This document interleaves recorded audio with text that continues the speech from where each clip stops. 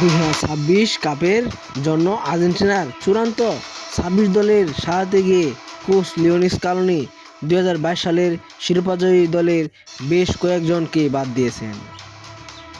এর মধ্যে সবচেয়ে আলোচিত নাম হলো পাওলো দিবালা। এমনকি 55 দলের নামের তালিকাও তার নাম ছিল না।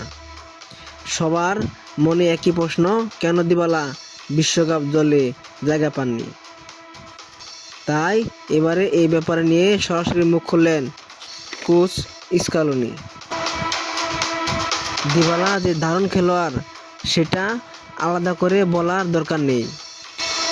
তার দলের হয়ে সে অসাধারণভাবে ফিরে এসেছে। দুর্দান্ত পারফরমেন্স এর তারা চ্যাম্পিয়ন লিগে জায়গা পেয়েছে।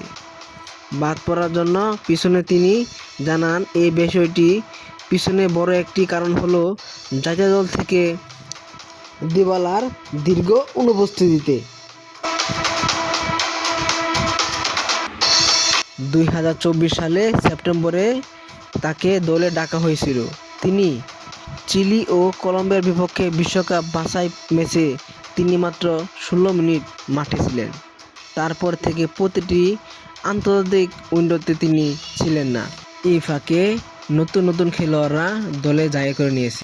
তাই আর্জেন্টিনার কোচ স্কলোনি বলেন, সবকিছু দেখেই বিবেচনা করেই আমি এই সিদ্ধান্তটি নিয়েছি।